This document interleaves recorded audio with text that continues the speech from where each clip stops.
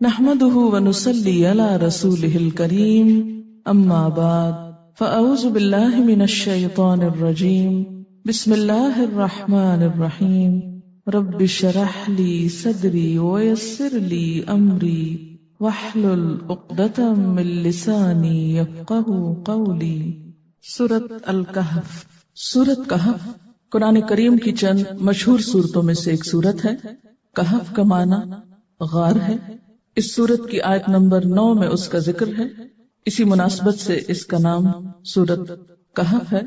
یہ سورت نبی صلی اللہ علیہ وسلم پر مکہ میں نازل ہوئی، اور مفسرین کا غالب خیال یہ ہے کہ نبوت کے 8ویں اور 10ویں سال کے بیچ میں اس سورت کا نزول ہوا۔ اس وقت حق و باطل کی کشمکش اپنے عروج پر پہنچی ہوئی تھی۔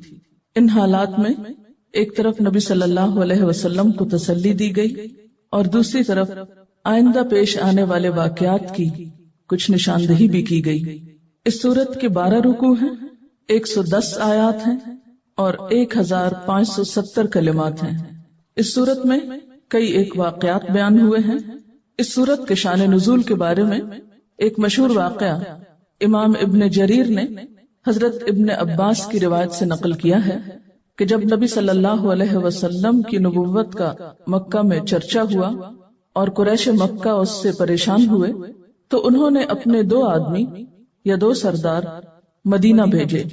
کن کے پاس؟ علماء یہود کے پاس۔ ان کے پاس اس لیے بھیجے کیونکہ وہ لوگ گزشتہ کتابوں کے بارے میں جانتے تھے، تورات اور انجیل کے عالم تھے۔ عام طور پر طریقہ یہ ہوتا ہے کہ جب انسان کو کوئی بات پتہ نہیں ہوتی تو جاننے والوں سے اس کے بارے میں معلوم کرتا ہے۔ اسی لیے وہ لوگ علماء یہود کے پاس گئے تاکہ آپ صلی اللہ علیہ وسلم اور آپ کی نبوت کے بارے میں ان سے کچھ معلوم کریں۔ جب وہ وہاں پہنچے تو انہوں نے کہا کہ تم لوگ ان سے 3 سوال کرو، اگر وہ شخص ان 3 سوالوں کا جواب درست دے دے تو سمجھ لو کہ وہ اللہ کا نبی ہے، اور اگر یہ جواب نہ دے سکے تو سمجھو کہ وہ شخص سچا نہیں اور رسول نہیں۔ پہلا سوال یہ تھا کہ ان نوجوانوں کا حال دریافت کرو جو قدیم زمانے میں اپنے شہر سے نکل گئے تھے، کہ ان کا واقعہ کیا ہے، کیونکہ یہ ایک عجیب واقعہ تھا جس کے بارے میں اہل مکہ جانتے نہیں تھے۔ دوسرا، ان سے اس شخص کا حال پوچھو جس نے دنیا کی مشرق و مغرب اور تمام زمین کا سفر کیا، کہ اس کا واقعہ کیا ہے، اشارہ تھا ذوالقرنین کی طرف۔ اور تیسرا سوال روح کے بارے میں کرو کہ روح کیا ہے۔ یہ دونوں قریشی مکہ مکرمہ واپس آئے اور اپنی برادری کے لوگوں سے کہا کہ ہم چند سوالات لے کر آئے ہیں اور اب ہم ان سے پوچھیں گے اور اس پر اس بات کا فیصلہ ہوگا کہ آپ کی نبوت کی حقیقت کیا ہے۔ وہ لوگ آپ کی خدمت میں حاضر ہوئے اور انہوں نے آپ سے یہ سوال کیے تو آپ نے جواب دیا کہ میں کل ان کے جوابات تم کو دے دوں گا، لیکن آپ انشاءاللہ کہنا بھول گئے۔ ہوا یہ کہ 15 دن تک وہی نازل نہ ہوئی۔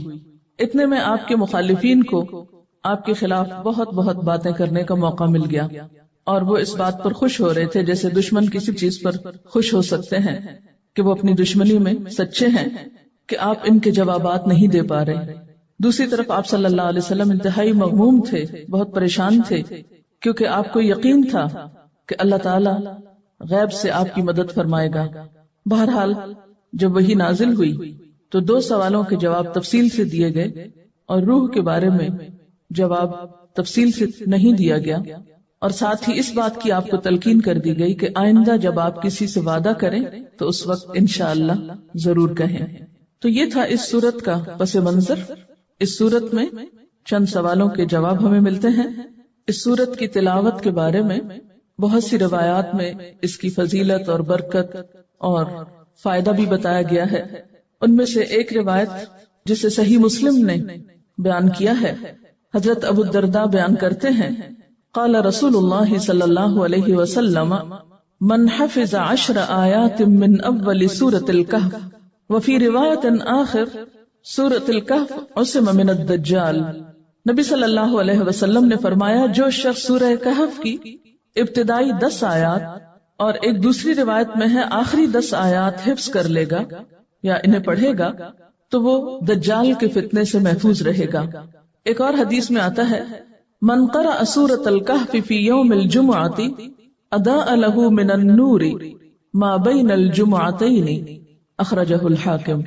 رسول اللہ صلی اللہ علیہ وسلم نے فرمایا جو شخص جمعے کے دن سورہ کہف کی قرات کر لے تو دوسرے جمعے تک اس کا دل نور سے منور رہے گا، یعنی اس کو ایک خاص نور نصیب ہوگا۔ اسی لیے ہم دیکھتے ہیں کہ جمعے کے دن اس کی تلاوت امت مسلمہ میں ایک عام طریقہ رہی ہے۔ اسی طرح ایک اور روایت میں آتا ہے حضرت عبداللہ بن عمر کی، قال رسول اللہ صلی اللہ علیہ وسلم من قرأ سورة الكهف في يوم الجمعة سطع له نور من تحت قدمه إلى عنان السماء يضيء له يوم القيامة وغفر له ما بين الجمعتين۔ رسول اللہ صلی اللہ علیہ وسلم نے فرمایا جو شخص جمعہ کے دن سورہ کہف کی تلاوت کرے گا اسے اس کے پاؤں کے تلووں سے لے کر آسمان کی بلندی تک نور ملے گا جو قیامت کے دن اسے خوب روشنی پہنچائے گا۔ یہ تو آپ جانتے ہیں کہ قیامت کے دن ہر شخص کا نور اس کے ساتھ ہوگا، جتنے جتنے اس کے نیک عمل ہوں گے اسی کے مطابق اسے نور نصیب ہوگا۔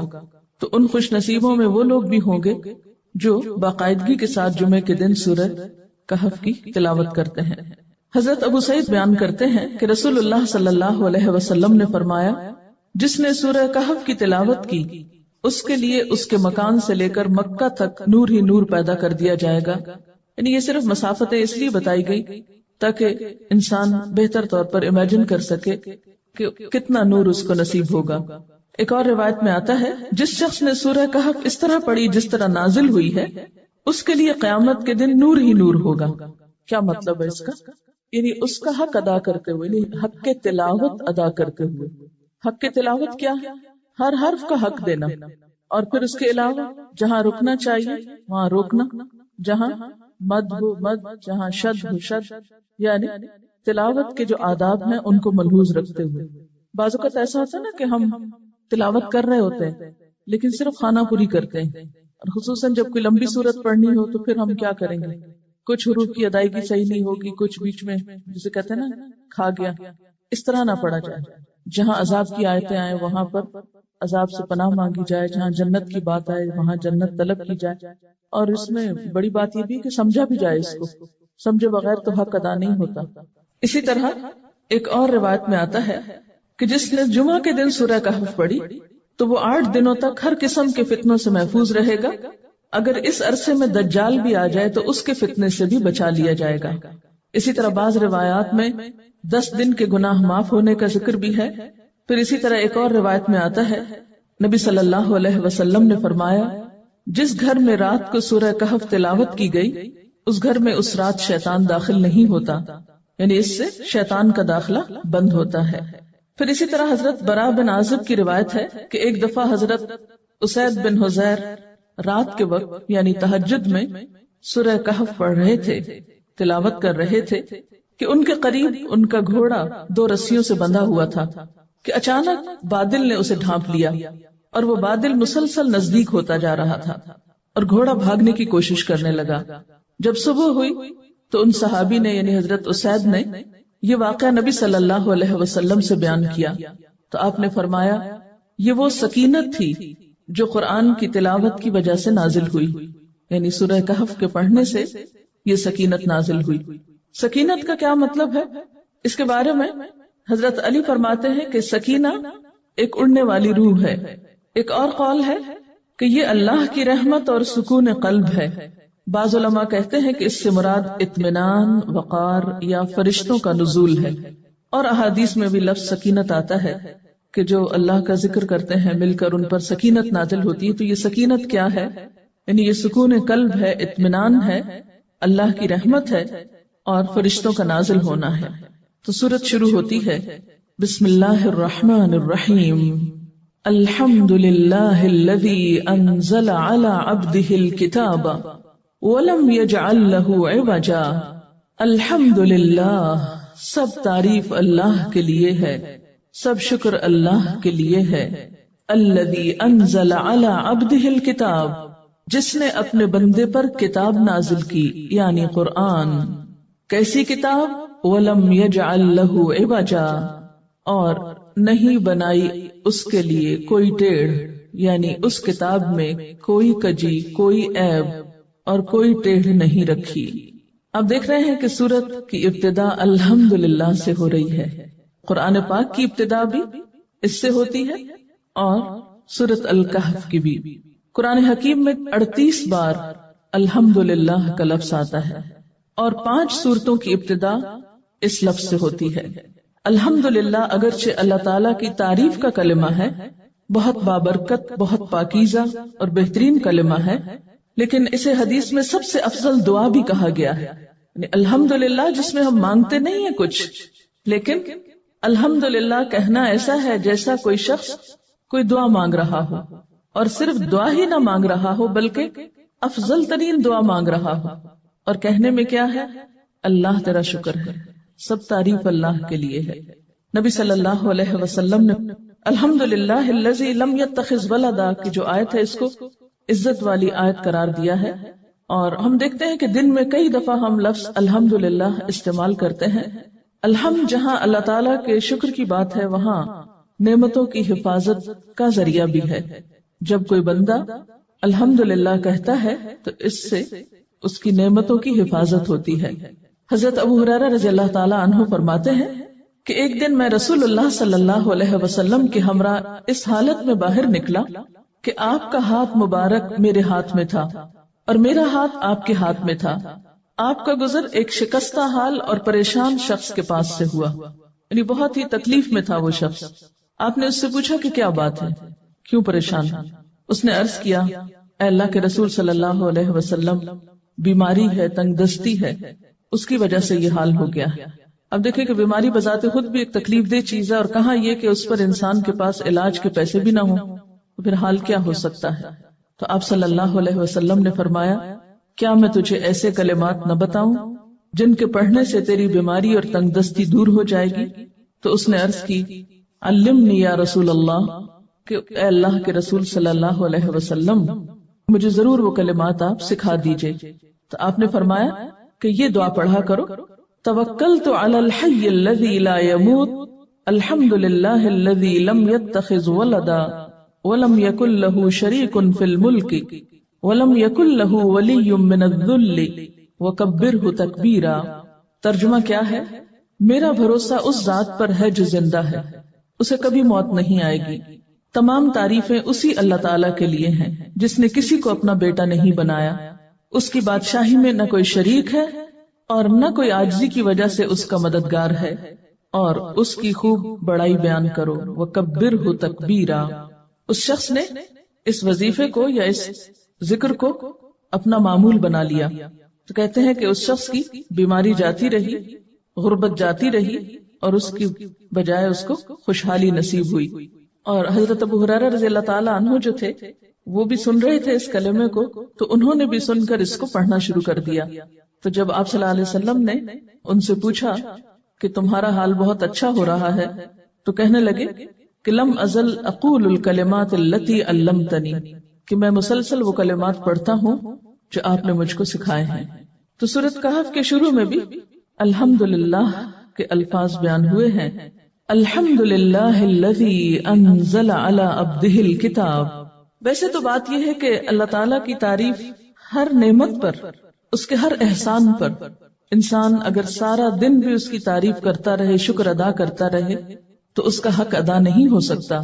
لیکن خاص طور پر جس نعمت پہ شکر ادا کرنے کی ضرورت ہے وہ کیا ہے کہ اس نے ہمارے لیے یہ کتاب بھیجی جس کے ذریعے ہمیں سیدھا راستہ ملا۔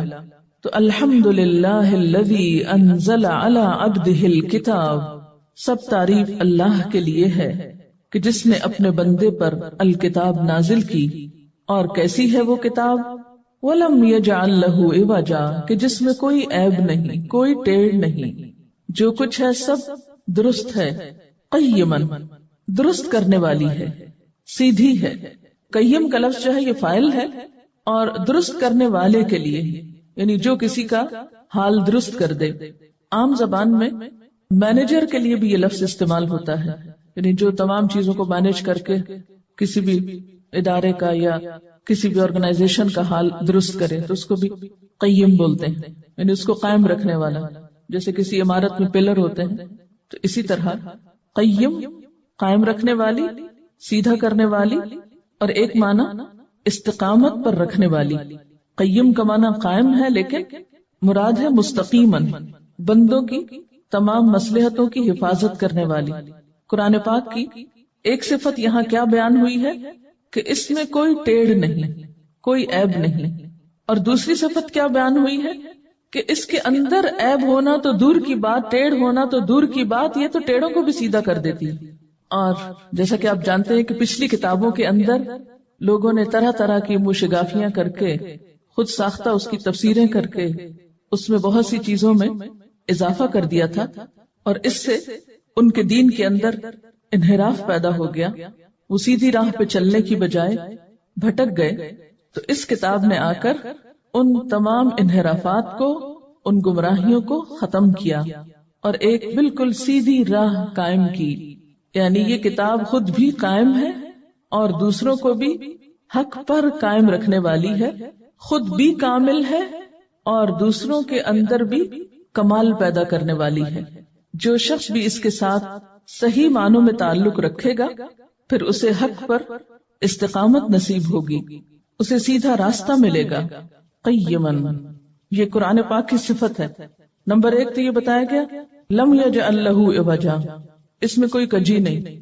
اور دوسری یہ بتائی گئی قیم ہے. قیم کا لفظی معنی کیا ہوگا؟ قائم رکھنے والی، ٹھیک ہے نا.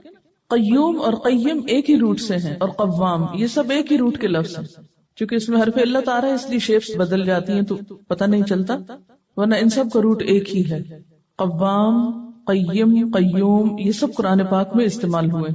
قیم قائم رکھنے والا، جیسے کسی ادارے میں قیم کا عہدہ کس کے لیے ہوتا ہے؟ عام طور پر مینیجر کے لیے، کہ اس کے انتظام کو قائم رکھنے والا. لیکن یہ ایک عام زبان کا لفظ ہے، اس کو قرآن کی تفسیر میں نہیں آپ استعمال کر سکتے، یہ تو عام مفہوم سمجھانے کے لیے بات کی گئی ہے.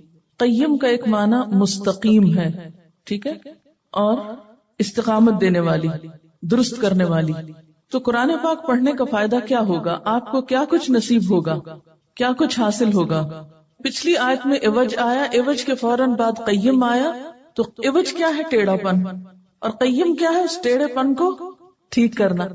مثلاً آپ کسی بھی چیز کو دیکھتے ہیں کہ وہ ٹیڑھی ہو گئی ہے، تو جو ایک سمجھدار انسان ہے یا ایک سینسیبل انسان ہے وہ کیا کرے گا؟ اس کو ٹھیک کرے گا، ٹھیک کرنے کی کوشش کرے گا. تو پچھلی کتابوں میں جو تحریفات ہوئی، لوگوں نے اس کی خود ساختہ تشریحات کی، تو اس کتاب نے آ کر کیا کیا؟ اس ٹیڑھے پن کو درست کر دیا، اس ساری سوچ کے انحراف کو.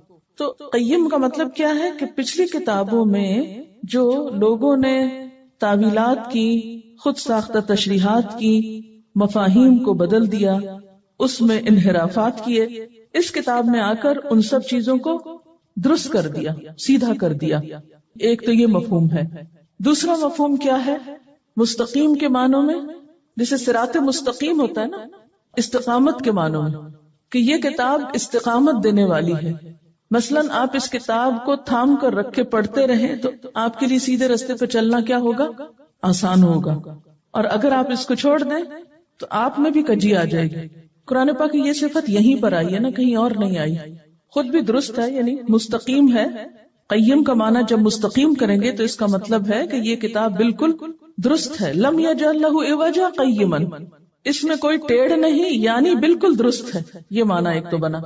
اور دوسرا یہ ہے کہ جس انسان کے اندر کوئی کجی ہو اس کی عادتوں میں، اخلاق میں، اس کو بھی یہ سیدھا کرنے والی. گویا دوسرے لفظوں میں خود بھی کامل ہے اور دوسروں کے اندر کمال پیدا کرنے والی ہے.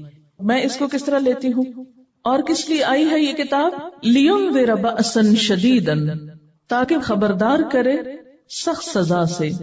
لِيُنذِرَ، تاکہ وہ خبردار کرے. وہ کون؟ اس سے ایک مراد تو اللہ تعالیٰ ہے کہ جس نے کتاب بھیجی، اس نے یہ کتاب اس لیے بھیجی کہ اس کتاب کے ذریعے لوگوں کو خبردار کرے. یا دوسرا معنی وہ سے مراد رسول اللہ صلی اللہ علیہ وسلم ہے کہ وہ خبردار کریں اس کتاب کے ذریعے، کیونکہ آپ پر کتاب نازل ہوئی. اس میں آپ دیکھیں نا، پچھلی آیت میں دونوں کا ذکر ہے. اللہ تعالیٰ کا ذکر بھی ہے کہ جس نے کتاب نازل کی، اور بندے کا ذکر بھی ہے، یعنی رسول اللہ صلی اللہ علیہ وسلم جن پر کتاب نازل ہوئی. تو کتاب کے بھیجنے کا مقصد خالق کے نزدیک کیا ہے؟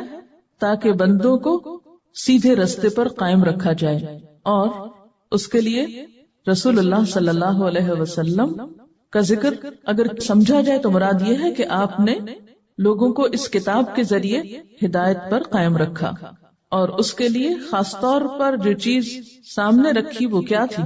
بأسن شدیدن، کہ ادھر ادھر جانے والوں کو، راستہ چھوڑنے والوں کو، بگڑنے والوں کو برے انجام سے خبردار کرے. من لدنہ، اس کی طرف سے. کس کی طرف سے؟ یعنی اللہ تعالی کی طرف سے. وَيُبَشِّرَ الْمُؤْمِنِينَ، اور صرف سزا ہی نہیں، اس کے ساتھ ساتھ خوشخبری بھی. کس کے لیے؟ مان جانے والوں کے لیے. الذین یعملون الصالحات، وہ جو صرف ایمان کا دعویٰ نہیں کرتے بلکہ اس کے ساتھ ساتھ اچھے عمل کرنے والے بھی ہیں. ان لہم اجرا حسنا، کہ بے شک ان کے لیے اچھا اجر ہے، بہترین اجر ہے. نہ ماننے والوں کے لیے بأسن شدیدن ہے، اور مان جانے والوں کے لیے اجرن حسنن ہے. ایک طرف خوف دلایا گیا اور دوسری طرف خوشخبری دی گئی. ماکثین فیہ ابدا، رہنے والے ہیں اس میں ہمیشہ ہمیشہ. یعنی آخرت کے ایسے انجام سے دوچار ہوں گے جہاں کا اچھا انجام بھی ہمیشہ کے لیے ہے اور برا انجام بھی ہمیشہ کے لیے. وَيُنذِرَ الَّذِينَ، اور ڈرائے ان لوگوں کو قَالُوا اتَّخَذَ اللَّهُ وَلَدًا، جنہوں نے کہا کہ اللہ نے بیٹا بنا لیا. تو گویا ایک طرف یہ کتاب تمام انسانیت کو خبردار کرنے والی ہے، اور دوسری طرف خصوصی طور پر ان لوگوں کو جو شرک کرتے ہیں، اور شرک کرنے والوں میں جو اللہ تعالیٰ کے برابر اس کے لیے اس کی اولاد ٹھہراتے ہیں. اللہ تعالیٰ کی اولاد قرار دینے والے خاص طور پر 3 فرقے ہیں. نمبر 1 عیسائی، جنہوں نے عیسیٰ علیہ السلام کو اللہ کا بیٹا بنا لیا. نمبر 2 مشرکین مکہ، جنہوں نے فرشتوں کو اللہ کی بیٹیاں قرار دیا، کیونکہ ولد کا لفظ جو ہے یہاں نکرہ ہے اور اسم جنس کے طور پر استعمال ہوا ہے، جس میں بیٹا بیٹی سب شامل ہو سکتے ہیں، یعنی چائلڈ کے معنوں میں ہے. اور تیسرے نمبر پر یہود، جو سیدنا عزیر علیہ السلام کو اللہ کا بیٹا کہتے تھے. اور اس کے علاوہ اگر دنیا میں کوئی اور بھی اس نظریے کا حامل ہو تو ان سب کے لیے بھی یہ کتاب ہدایت بخشنے والی ہے، انہیں خبردار کرنے والی ہے کہ جو ایسی سوچ رکھتے ہوں. دنیا میں انسان کے لیے اس سے بڑی گمراہی اور کوئی نہیں کہ وہ اللہ کو چھوڑ کر کسی اور کو اپنا سہارا بنائے. اور اس کی ایک بدترین شکل کیا ہے کہ اللہ تعالیٰ کے لیے اولاد تجویز کرے. فرمایا ما لہم بہ من علم، ان کے لیے اس کا کوئی علم نہیں، ان کے پاس اس بارے میں کوئی بھی علم نہیں. یہ بات وہ بغیر علم کے کہہ رہے ہیں، لا علمی میں کہہ رہے ہیں، کیونکہ بہت سے لوگ ایسے عقائد محض سنی سنائی بات پہ اختیار کیے ہوئے، ان کے پاس کوئی دلیل نہیں ہے اس کی. کسی آسمانی کتاب میں انہوں نے ایسی کوئی بات نہیں پڑھی، اللہ تعالیٰ کی طرف سے آئی ہوئی ایسی کوئی چیز نہیں تھی کہ جس میں یہ کہا گیا ہو. اور عموماً کیوں وہ کہتے ہیں ایسا؟ صرف اپنے آبا و اجداد سے سن کر، اسی لیے فرمایا وَلَا لِآبَائِهِمْ، نہ تو ان کے پاس علم ہے اور نہ ہی ان کے آبا و اجداد کے پاس. اور یہ بات کچھ معمولی نہیں. کبرت کلمۃ تخرج من افواہہم، بہت بڑی بات ہے جو ان کے منہ سے نکلتی ہے. اللہ کا بیٹا کسی کو قرار دینا کوئی چھوٹی بات نہیں، ایک جھوٹ ہے. اور جھوٹ بھی کیسا کہ بہت بڑا جھوٹ. سورۃ مریم میں آتا ہے وَقَالُوا اتَّخَذَ الرَّحْمَنُ وَلَدًا، اور یہ کہتے ہیں کہ رحمان نے بیٹا بنا لیا. لَقَدْ جِئْتُمْ شَيْئًا إِدًّا تَكَادُ السَّمَاوَاتُ يَتَفَطَّرْنَ مِنْهُ وَتَنشَقُّ الْأَرْضُ وَتَخِرُّ الْجِبَالُ هَدًّا أَن دَعُوا لِلرَّحْمَنِ وَلَدًا. وہ کہتے ہیں کہ رحمان نے کسی کو بیٹا بنایا ہے. سخت بےہودہ بات ہے جو تم لوگ گھڑ لائے ہو. قریب ہے کہ آسمان پھٹ پڑے، زمین شق ہو جائے، پہاڑ گر جائیں، اس بات پر کہ لوگوں نے رحمان کے لیے اولاد ہونے کا دعویٰ کیا ہے. یعنی اللہ تعالیٰ کے غضب کو بھڑکانے والی اس سے بڑی بات اور کوئی نہیں ہو سکتی کہ کسی کو اس کا بیٹا قرار دیا جائے. کبرت کلمۃ تخرج من افواہہم ان یقولون الا کذبا، یہ لوگ محض جھوٹ بولتے ہیں، یہ محض جھوٹی بات کہہ رہے ہیں. فلعلک باخع نفسک علی آثارہم ان لم یؤمنوا بہذا الحدیث اسفا، شاید کہ آپ ان کے پیچھے غم کے مارے اپنی جان کھو دینے والے ہیں اگر یہ اس تعلیم پر ایمان نہ لائے۔ نبی صلی اللہ علیہ وسلم اس بات کے لیے بہت حریص تھے کہ لوگ کسی طرح حق کو قبول کر لیں، لیکن لوگ تھے کہ آپ کی بات سننے کو تیار نہیں تھے۔ یہاں پر لفظ باخعن استعمال کیا گیا ہے، بے خیعین، بخع، غم میں اپنے آپ کو ہلاک کرنا، یعنی آپ صلی اللہ علیہ وسلم کی اندرونی کیفیت کی ایک بہترین تصویر پیش کی گئی کہ آپ کے دل میں انسانیت کا کتنا دکھ اور درد تھا، آپ انہیں تباہی سے بچانے کے لیے کس قدر بے چین تھے، کتنے سنجیدہ تھے آپ اپنے مشن میں، کتنی حرص تھی آپ کو اس بات کی کہ لوگ ہدایت قبول کر لیں۔ فَلَعَلَّكَ بَاخِعٌ نَفْسَكَ، شاید کہ آپ اپنا آپ ہلاک کر ڈالیں۔ ایسی کیفیت کس کی ہو سکتی؟ صرف ایک سچے انسان کی، حقیقی معنوں میں دوسروں کے خیر خواہ کی، جس کے دل میں دوسروں کا درد چھپا ہوا، وہی دوسروں کے لیے اپنے آپ کو ہلاک کر سکتا ہے۔ اور دین کی طرف بلانے والے کا جب تک یہ حال نہ ہو دوسروں کی خیر خواہی میں، اس وقت تک وہ اپنا حق ادا نہیں کر سکتا۔ فَلَعَلَّكَ بَاخِعٌ نَفْسَكَ عَلَىٰ آثَارِهِمْ إِن لَّمْ يُؤْمِنُوا بِهَٰذَا الْحَدِيثِ أَسَفًا، اور آپ کا غم کیا تھا اور کیوں تھا کہ لوگ اس بات پر ایمان کیوں نہیں لاتے؟ اور اس بات سے مراد کون سی بات ہے؟ یہاں الحدیث سے مراد قرآن ہے یا اللہ کی بات ہے، ہدایت کی بات ہے۔ ہمارے افسوس اور ہمارے غم اور ہمارے دکھ اور ہماری پریشانیاں کیا ہوتی ہیں عام طور پر؟ ایسا نہیں کہ دنیا میں اور لوگوں کو غم نہیں ہوتا اور صرف اللہ کی طرف بلانے والوں کے اندر ہی کوئی غم ہوتا ہے۔ غم تو اور لوگوں کے بھی بہت ہوتے ہیں، اور بہت سے لوگ غم کی وجہ سے کولیپس ہو جاتے ہیں، ہارٹ اٹیکس ہو جاتے ہیں، بہت سی نعمتوں سے ہاتھ دھو بیٹھتے ہیں، اپنے ہوش و حواس کھو بیٹھتے ہیں۔ آج دنیا میں بہت ساری بیماریاں کس وجہ سے ہیں؟ غم کی وجہ سے۔ لیکن عموماً لوگوں کے اندر غم کس چیز کا ہے؟ چلیے لوگوں کو مت دیکھیے، اپنا آپ پرکھیے، کوئی غم آپ کے اندر تو نہیں؟ جو بھی غم ہے صرف اپنی ذات یا اپنے متعلقین سے ہے، اس سے ریلیٹڈ ہے۔ مثلاً کیا کیا غم ہوتا ہے؟ بچوں کی تعلیم کا غم، بچوں کی شادی کا غم، اپنے دنیا سے جانے کے بعد پیچھے ان کا کیا حال ہوگا اس بات کا غم، مال کے جانے کا غم، جوانی جانے کا غم، لوگوں کی بے رخی کا غم، لیکن وہ بے رخی دین کے لیے نہیں، اپنی ذات کے لیے۔ کبھی روئے ہیں آپ؟ کبھی نہیں روئے؟ کبھی آپ کے آنسو نکلے تو سوچا کریں کیوں نکل رہے ہیں، کس چیز کا غم ہے جو آپ کو رلا رہا ہے؟ دنیا کے چھوٹے چھوٹے نقصانات کا غم، آخرت کا غم ہمیں شاید ہی کبھی رلائے، اور لوگوں کے ہدایت پر آنے کا غم کہ یہ آ کیوں نہیں رہے، یہ تو شاید کوئی غموں میں غم ہی نہیں۔ پھر ہم میں اور حضور صلی اللہ علیہ وسلم کے اسوہ حسنہ میں کتنا بڑا فرق ہے۔ آپ دیکھیں کہ غم ایک ایسی چیز ہے نا کہ جو انسان کے اوپر چھا جاتی ہے اور پھر اس کی صلاحیتوں کو مفلوج کر کے رکھ دیتی ہے۔ غم کا لفظ غمامہ سے ہے نا، غمامہ بادل کو کہتے ہیں۔ جب بادل ہوتے ہیں تو سورج جیسی طاقتور چیز بھی چھپ جاتی ہے، اوپر سے سورج چھپتا ہے اور نیچے زمین پر اور بہت سی چیزیں چھپ جاتی ہیں۔ دن کی روشنی میں بھی بادلوں کے آنے سے کیا سین ہو جاتا ہے، ہر چیز میں اندھیرا اندھیرا اندھیرا، نہ پتہ چلتا ہے سویر ہے، نہ پتہ چلتا ہے شام ہے، نہ اوقات کا پتہ چلتا ہے، نہ کسی اور چیز کا پتہ چلتا ہے، ہر چیز دھندلی ہو جاتی۔ تو بالکل اسی طرح جس شخص کے دل پر کسی بھی چیز کا غم ہوتا ہے وہ اس کی باقی زندگی کو دھندلا کر دیتا ہے، نہ اس کا کھانے میں دل لگتا ہے، نہ اس کو نیند آتی ہے، نہ اس کو کسی کی خوشی اچھی لگتی، نہ ہی وہ کسی چیز کو انجوائے کر سکتا ہے، کیونکہ اس کا دل غمگین ہے، دکھی ہے۔ لیکن ایسی کیفیات ہماری زندگی میں بہت دفعہ ہوتی ہیں ہم پر۔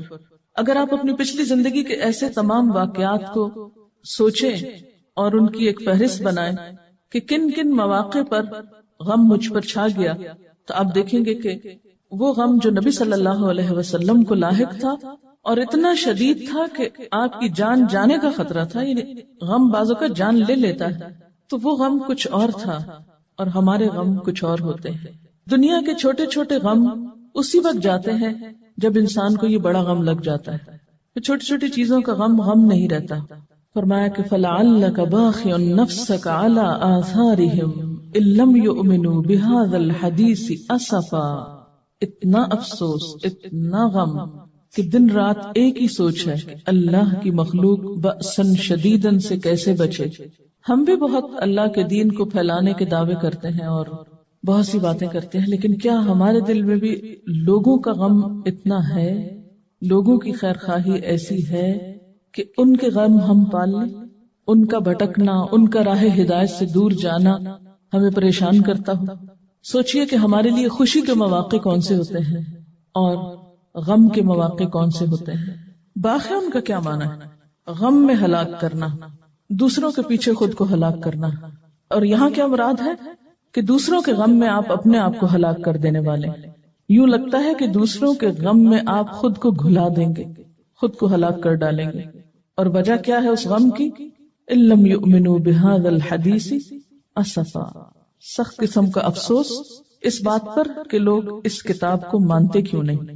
آج بھی آپ دیکھیں کہ بہت سے لوگ اس کتاب پر زبان سے تو ایمان رکھتے ہیں، لیکن حقیقت میں تو اس کے احکامات نہیں مان رہے، بلکہ سراسر کھلم کھلا خلاف ورزی کر رہے ہوتے ہیں اپنی عملی زندگی میں اس کتاب کی۔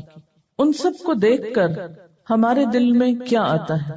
نفرت یا غم، دکھ، کیا چیز آتی ہے؟ ہمارے احساسات کیا ہوتے ہیں؟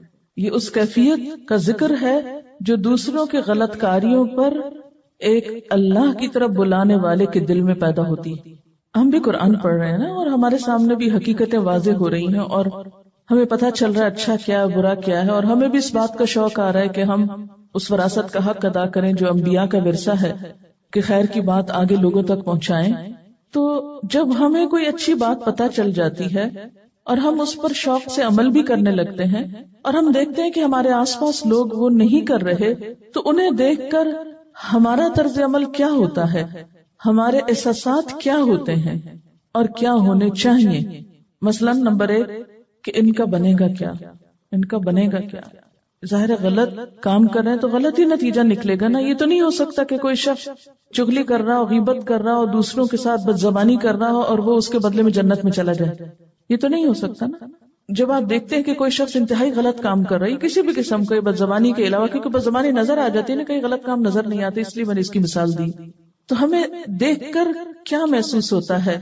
کیا افسوس ہوتا ہے، اسفا، یا نفرت ہوتی ہے کہ کتنے خراب لوگ ہیں، کتنے گمراہ لوگ ہیں، یا خوش ہوتے ہیں اچھا ہے جائیں جائیں جہنم میں، ہم اکیلے ہی جنت میں جائیں گے، یا یہ کہ اپنی نیکی بہت کھل کے نظر آنے لگتی ہے کہ شکر ہے ہم تو بڑے نیک ہیں، اور دوسروں کو آپ لک ڈاؤن کرنے لگتے ہیں، حقارت کے جذبات ہوتے ہیں، یا یہ کہ غصہ آتا ہے۔ میرا سوال آپ سے یہ ہے، لکھیے، سوال یہ ہے کہ کسی کو غلط کام کرتے دیکھ کر میری کیفیت کیا ہوتی ہے، میرے جذبات کیا ہوتے ہیں، میرے احساسات کیا ہوتے ہیں؟ نفرت کے، غصے کے، حقارت کے، افسوس کے، خیر خواہی کے؟ ان میں سے ٹھیک پر نشان لگائیے اور باقیوں کو کراس کر دیجیے، کیونکہ یہاں پر آ رہا ہے نا کہ علی آثارہم، ان کے آثار پر، مراد اس سے ہے ان کی روش پر یا ان کے پیچھے۔ آثار اثر کی جمع ہے نا، نشان کو کہتے ہیں، یعنی جو کچھ ان کے کاموں کا نشان لگ رہا ہے، یہ جو کچھ ان کے عمل کے اثرات معاشرے پر مرتب ہو رہے ہیں، کہ آپ کہیں جا رہے ہیں اور کسی کو آپ نے غلط کام کرتے ہوئے دیکھا، مثلا کوئی کوڑا پھینک رہا ہے گلی میں، دوسروں کے لیے اذیت ہے بہت، آپ صلی اللہ علیہ وسلم نے رستوں میں کوڑا پھینکنے والوں کے اوپر لعنت فرمائی ہے۔ اب اس میں یہ ہے کہ ابتدا میں جب آپ کسی کو دیکھتے ہیں کوئی غلط کام کرتے ہوئے تو آپ کو پریشانی ہوتی ہے کہ یہ غلط ہو رہا ہے، پھر ہمدردی بھی آتی ہے، لیکن نبی صلی اللہ علیہ وسلم صرف پریشان نہیں ہوتے تھے، صرف ان کو ہمدردی نہیں ہوتی تھی، ان کا مقام کیا تھا کہ وہ تڑپتے تھے، دوسروں کے غلط کاموں پر، دوسروں کے گناہوں پر تڑپتے تھے۔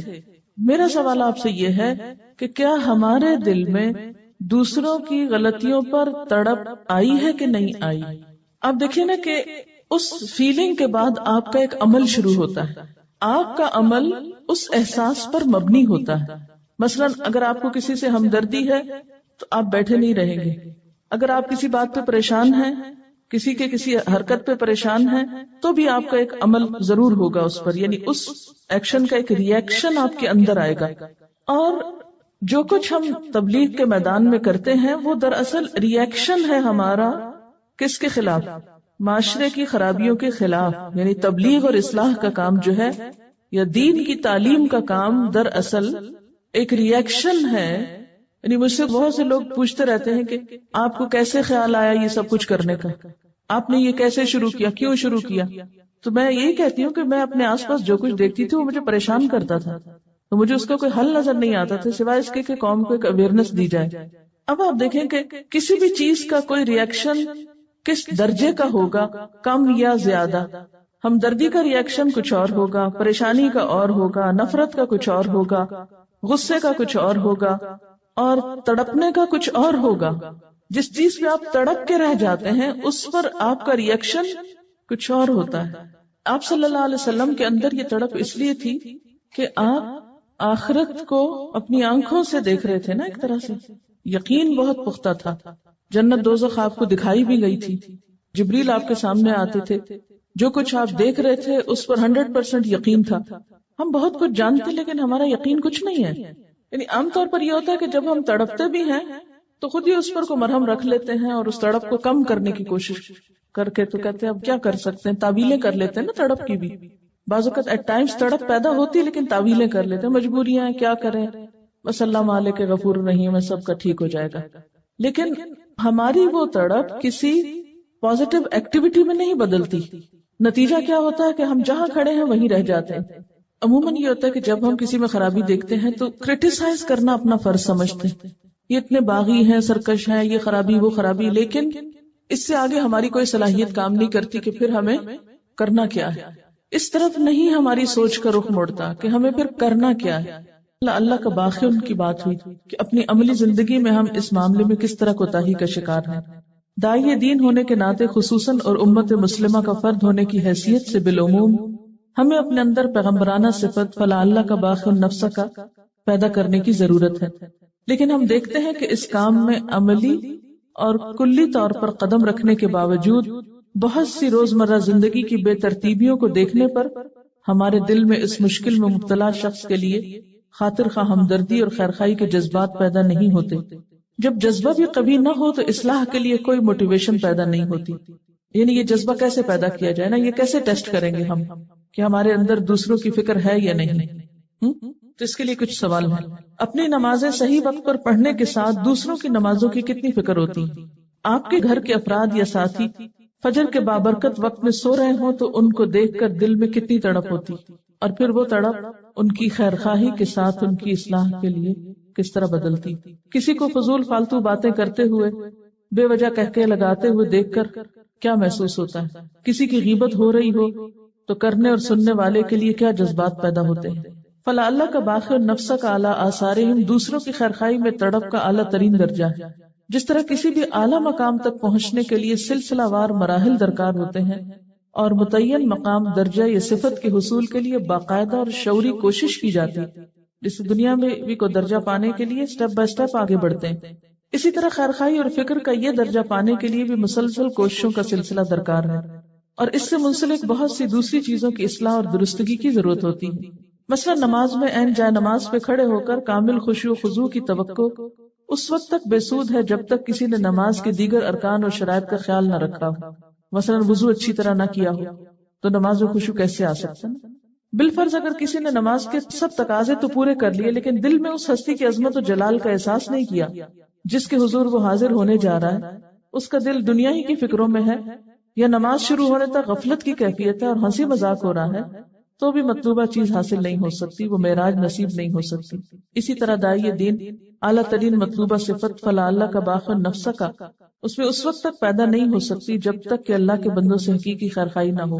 یہ خیرخواہی کوئی سطحی چیز نہیں ہوتی اور نہ ہی فی الفور خود پہ طاری کی جا سکتی ہے، یعنی جلدی سے ہم کہیں کہ اب ہم اپنے اندر ڈال لیں، بلکہ یہ دل کا وہ احساس ہے جو سچی محبت سے پیدا ہوتا ہے۔ مومن بننے کے لیے بھی ضروری ہے کہ باہم محبت کی جائے، اور محبت کا جذبہ اپنے اندر پیدا کرنے کے لیے اللہ تعالیٰ سے دعا اور کوشش ضروری ہے۔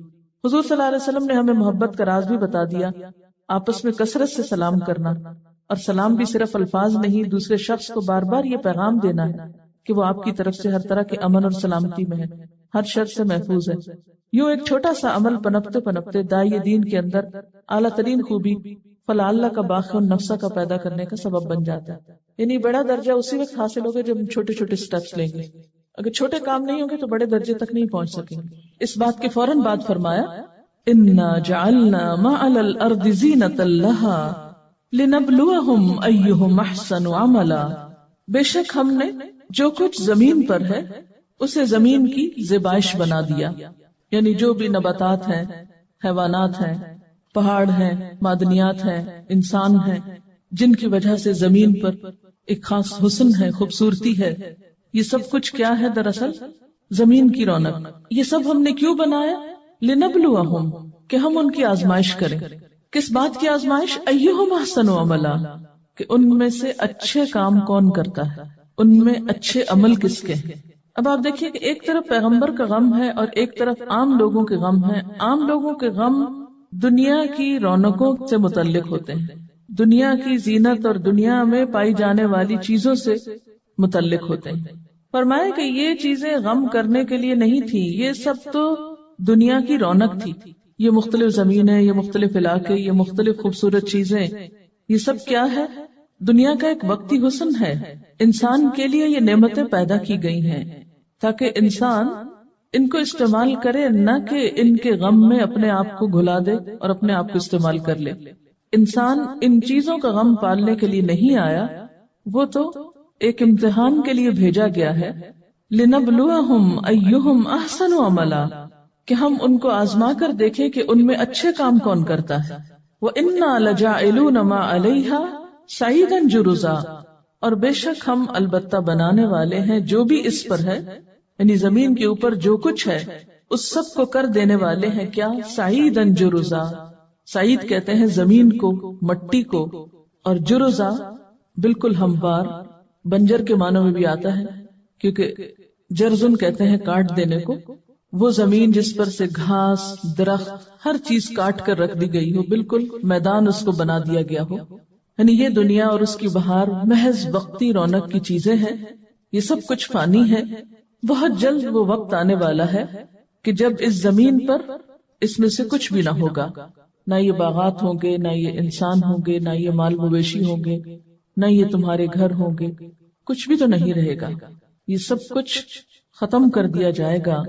کل من علیہا فان ویبقى وجہ ربک ذو الجلال والاکرام، جو کچھ اس پر ہے سب فنا ہونے والا ہے اور باقی رہے گی تیرے رب کی ذات جو ذو الجلال والاکرام ہے۔ یہ تو تھی سورت کی تمہید اور سورت کا ابتدائیہ۔ اس کے بعد وہ واقعات شروع ہوتے ہیں جن کے بارے میں آپ صلی اللہ علیہ وسلم سے سوال کیا گیا تھا۔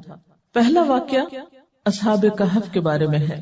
ام حسبت ان اصحاب الکہف والرقیم کانوا من آیاتنا عجبا، کیا آپ سمجھتے ہیں کہ اصحاب الکہف اور رقیم ہماری عجیب نشانیوں میں سے تھے؟ کیونکہ جب آپ سے یہ سوال کیا گیا تھا اصحاب کہف کے بارے میں تو انہوں نے نبی صلی اللہ علیہ وسلم کے سامنے یہ سوال کیوں رکھا تھا کہ ان کے نزدیک ایک بہت بڑی بات تھی، ایک بہت عجیب واقعہ تھا، اور اس کے ذریعے وہ آپ کا ایک طرح سے امتحان لینا چاہ رہے تھے۔ اللہ تعالیٰ نے فرمایا کہ یہ کوئی بڑی بات نہیں، اس کے علاوہ بھی اللہ تعالیٰ کی بہت ساری نشانیاں زمین پر موجود ہیں، اور خاص طور پر جسے پیچھے ذکر کیا گیا انا جعلنا ما علی الارض، جو بھی زمین پر ہے وہ سب نشانی ہے۔ کیا دن اور رات کا باری باری آنا نشانی نہیں؟ کیا مٹی کے اندر سے مختلف قسم کی شکلوں اور رنگوں کے پھولوں، پھلوں اور درختوں کا پیدا ہونا اللہ کی نشانی نہیں؟ زمین کا اس فضا میں معلق ہونے کے باوجود، گھومنے کے باوجود اس پر انسان کا اطمینان سے رہنا کیا ایک نشانی نہیں؟ یہ سب بھی نشانیاں ہیں۔ فرمایا ام حسبت ان اصحاب الکہف والرقیم، کیا تم سمجھتے ہو کہ اصحاب الکہف اور رقیم ہماری عجیب نشانیوں میں سے تھے؟ نہیں، کوئی بہت عجیب نہیں، اللہ کی تو ساری نشانیاں ہی عجیب ہیں۔ جو کوئی ان میں غور کرے اور ان کو پرکھے اس کے عجائبات ہر چیز میں نظر آتے ہیں۔ اب یہاں پر آپ دیکھ رہے ہیں کہ لفظ آ رہا ہے اصحاب الکہف، پھر آ رہا ہے والرقیم۔ سوال یہ پیدا ہوتا ہے کہ اصحاب الکہف اور اصحاب الرقیم کیا یہ دو مختلف لوگ تھے یا ایک ہی گروہ کی طرف اشارہ؟ ان دونوں لفظوں میں کیا ایک ہی خاص چیز کی طرف اشارہ ہے یا دو مختلف چیزوں کی طرف اشارہ ہے؟ اس کے بارے میں علماء کا اختلاف ہوا ہے۔ بعض کے نزدیک یہ دونوں ایک ہی ہیں، اصحاب الکہف اور اصحاب الرقیم ایک ہی ہیں، اور بعض کے نزدیک اصحاب الکہف اور ہیں اور اصحاب الرقیم اور ہیں. جیسا کہ آپ جانتے ہیں کہ کہف کا معنی تو غار ہوتا ہے، اور وہ غار جو پہاڑ میں ہوتا ہے. لیکن رقیم کا کیا معنی ہے؟ رقیم کے مفہوم میں کئی قول پائے جاتے ہیں. رقیم کا ایک معنی یہ کیا گیا کہ یہ رقم سے مشتق ہے، رے قاف میم رقم. رقم کا معنی ہوتا ہے لکھنا. یہ جو ہماری اردو میں کہتے ہیں نا کتنی رقم ہے، تو اس کو بھی اس لیے کہا جاتا ہے کہ عموماً رقم لکھی جاتی، مالی لین دین لکھ کر کیا جاتا ہے. تو رقیم بمعنی مرقوم یعنی لکھی ہوئی چیز.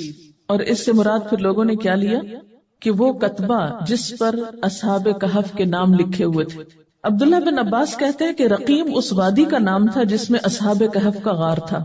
کعب احبار کہتے ہیں کہ رقیم اس بستی کا نام ہے جہاں سے اصحاب کہف برآمد ہوئے تھے. بعض کہتے ہیں کہ رقیم اس پہاڑ کا نام تھا جس میں اصحاب کہف کا غار تھا. بعض کے خیال میں اصحاب کہف کے کتے کا نام بھی رقیم تھا، اور بعض کے خیال میں رقیم سے مراد وہ کتبہ تھا یا تختی تھی جس پر اصحاب کہف کے کوائف لکھ کر غار کے منہ پہ لگا دیے گئے تھے. تو ان اقوال سے کیا پتہ چلتا ہے کہ اصحاب الکہف ہی دراصل اصحاب الرقیم تھے.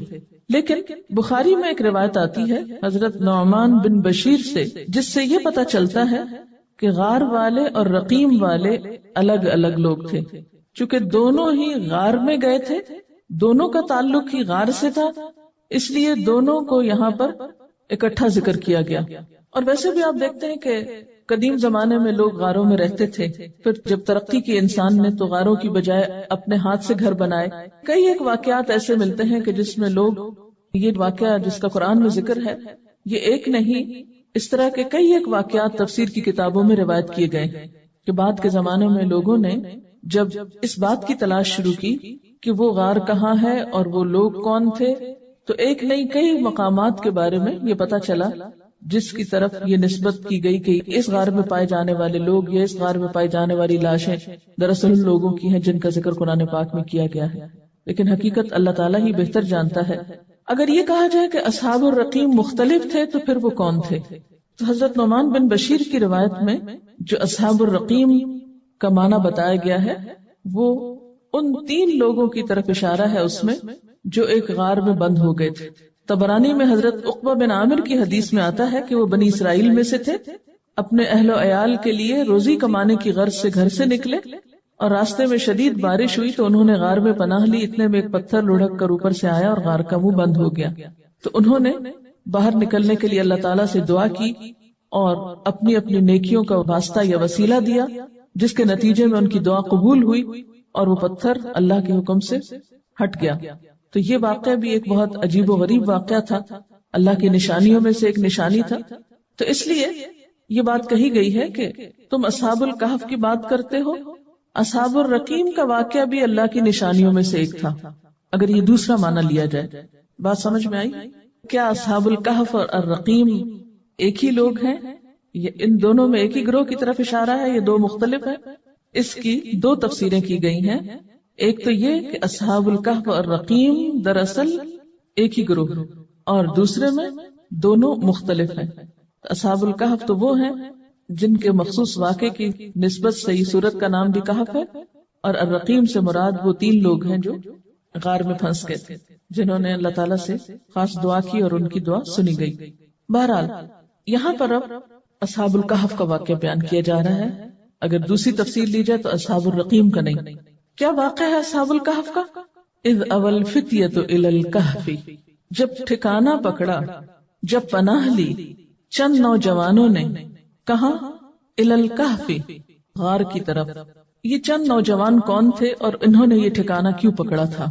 ان کے بارے میں آتا ہے کہ یہ دراصل اس واقعے کی تاریخی حیثیت کے بارے میں بھی بہت سی آراء پائی جاتی ہیں کہ یہ واقعہ کب وقوع پذیر ہوا، لیکن عموماً لوگوں نے اس کو بادشاہ دقیانوس کی طرف منسوب کیا ہے کہ اس کے دور میں یہ واقعہ پیش آیا، جو ایک رومی بادشاہ تھا.